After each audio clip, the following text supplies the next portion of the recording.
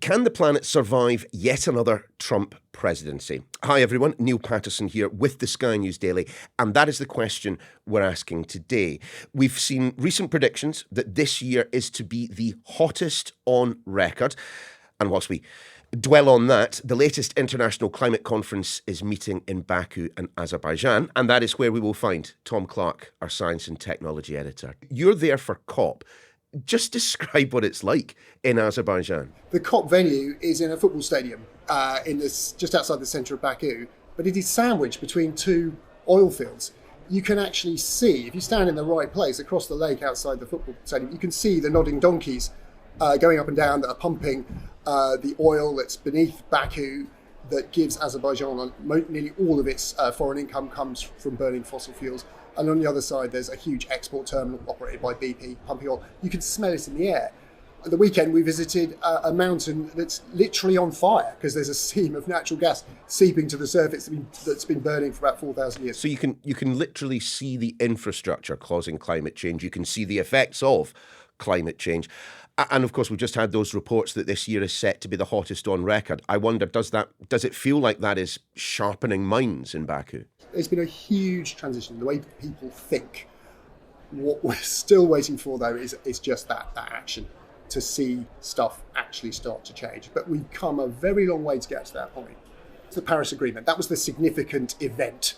It was the product of a long time of negotiating, but it was the point at which the world acknowledged that climate change was happening and something had to be done about it, and it also set a target. And that was to keep the world below 2 degrees of warming and as close to 1.5 as possible. And that 1.5 is significant because that's what scientists now agree is the sort of danger level beyond which things in the Earth system could start to go awry. We're at the moment of missing that target already.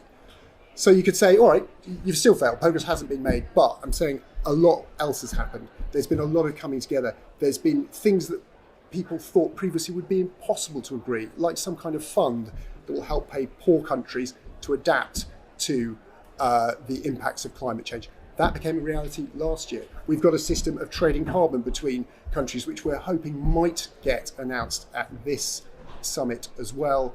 And now there is work towards an even bigger finance agreement. They're very dry, very dull kind of, international instruments and legal documents that are being worked out.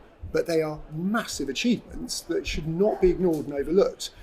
The problem, of course, is it's all just taking too long and happening too slowly. And world events at the moment are an extremely apt reminder of just why that process has taken so long, why it's been so slow. But Tom, you have a quick look at the cast list for COP29, and there are some very significant people who are not attending. Our Prime Minister is, but Papua New Guinea, a country which will be affected, which is currently being affected by climate change, isn't even sending a delegation to Azerbaijan. Its foreign minister saying COP29 is a total waste of time. So why are we there?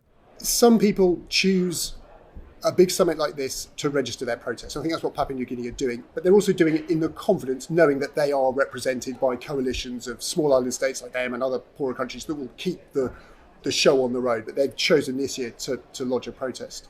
Our Prime Minister is going partly because this is something that his government has decided to put all of their weight behind. They've decided that this is the solution to a growth economy in the UK, for energy security in the UK, and to try and restore the leadership they used to have at this climate summit that was lost under Rishi Sunak's administration, who decided to step away from it.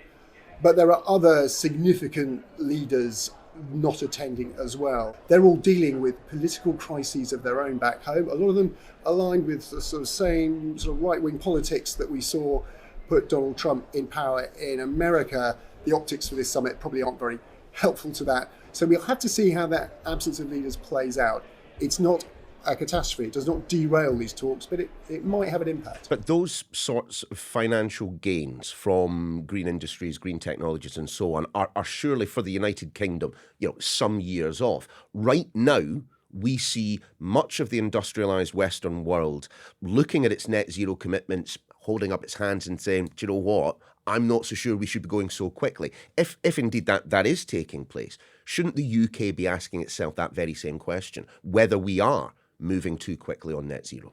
One thing I think the environmental protesters warned about is catastrophe if we don't avoid the worst of global warming. And it's fair to say, if you try to push your economy too hard, too fast off fossil fuels, if you had people freezing in their homes or unable to cool them during the summer and can't afford to drive a car, you could have a very short-term economic collapse that could have genuine impact on people's daily lives. There's definitely a case for not moving too fast. If Keir Starmer was to push too fast towards net zero and actually see some of those tabloid headlines about pensioners freezing their homes or blackout coming true, the electorate would turn against him, and this whole mission to net zero would stop because he wouldn't have a mandate to do it. So it is a tightrope he's walking. But I think just reading the room, looking at where investment is going, looking at where the opportunities are, but most importantly, looking at the indisputable science of climate change, the $2 trillion impact we think we've seen this year due to extreme weather, a lot of the world is thinking this isn't something we can ignore, and that is a transition that is inevitable. And the quicker you get in on it, the more likely you are to benefit from it. Tom Clarke in Azerbaijan. Thanks very much, mate. Welcome back. Now, while officials from the Biden administration are certainly committed to attending the talks in Azerbaijan, let's just say the president-elect has a somewhat different view. Alden Meyer works on US and international climate policy and politics at the EG3 climate change think tank, and he's been attending COP every year, bar one, since 1995. I think we should probably start with potentially the biggest question at the moment. Exactly what level of influence does the United States have when it comes to global climate policy? Well, obviously the U.S. has been a major player in the international climate negotiations since they started before the Earth Summit in Rio de Janeiro in 1992. I was part of that process, and of course that was under a Republican President, George H.W. Bush, who famously declared the American way of life is not negotiable. And the U.S. insisted on blocking anything that would set binding obligations on the U.S. or other developed countries in terms of their emissions. We've seen the U.S. sort of an up and down roller coaster through this process. Fast forward to Barack Obama, who was very involved with his team, John Kerry, then Secretary of State, and others in negotiating the Paris Agreement. Now, after 4 years of President Biden, we're going to have another 4 years of Donald Trump, and this time he's announced he will pull the U.S. out of Paris on day one. We're already seeing here, even though it's early days in Baku, a resolve of the rest of the world to continue with multilateral climate cooperation and with the Paris Agreement, no matter what President Trump decides to do when he takes office. As many people have said here, we cannot be affected by the election of a leader in one of our countries. I mean, I understand that the desire on the part of the rest of the world to carry on with their own individual climate commitments. But when you have a nation the size, an industrialized nation the size of the United States, pulling back from Paris, deregulation in terms of fossil fuels, repealing kind of parts of Biden's climate change laws, doesn't that set an example? Well, I think it does set an example. It sets a bad example. The U.S. is going to be harmed if Donald Trump follows through with pulling out of Paris, and even more importantly, if he follows through with trying to reverse many of President Obama and President Biden's domestic climate policies. He'll only be shooting America in the foot, so to speak, in the sense that he will be foregoing the clean economic growth opportunities, jobs, and export markets of the technologies for the future. And other countries recognize that. I think you can see Europe, China, India, others eager to step up and exploit the vacuum that may be left if the U.S. pulls back a little bit. Of course, it won't entirely pull back because there will continue to be subnational leaders in many of our states. But clearly there will be some in other countries that will try to exploit the U.S. pulling back to say if the U.S. isn't stepping up as the world's largest economy and second largest emitter in the world, why should we?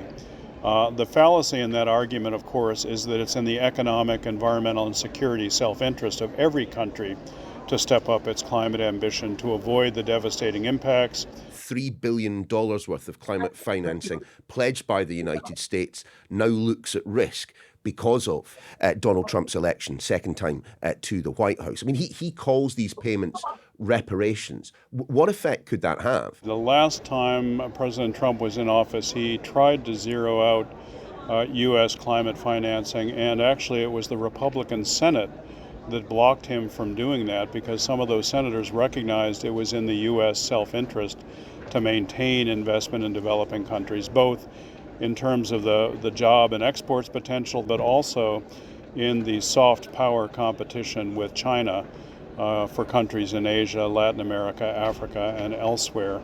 So we don't know what President-elect Trump will do this time around. My assumption is he will again try to zero out U.S. climate assistance to developing countries.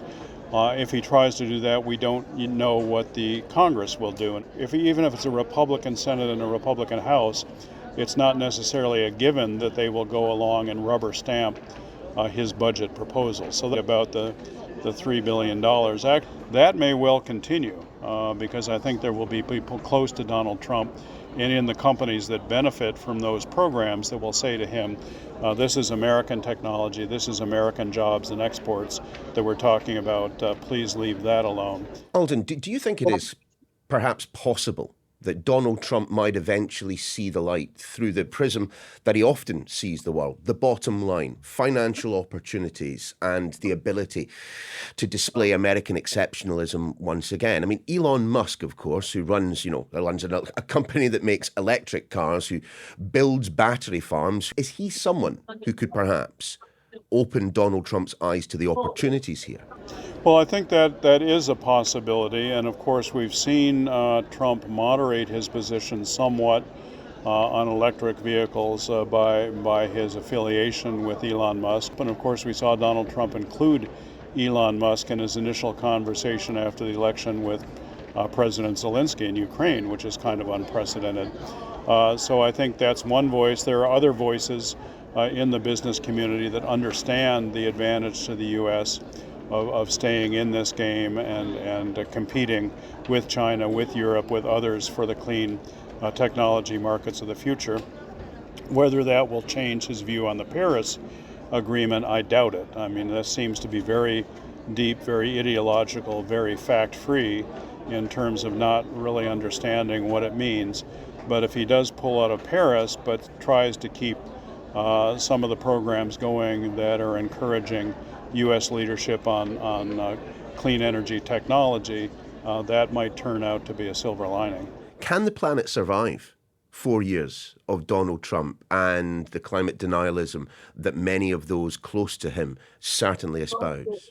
Well, this is a big problem. I mean, yes, the planet can survive, but the impacts will be real and they will be serious. We need to reduce emissions by almost half by 2030 from current levels. We're nowhere near on track to do that, even before Donald Trump's election. His election doesn't help. It will hurt. There have been estimates by some that it could result in an additional 4 billion tons of emissions over his presidency, and that is not helpful.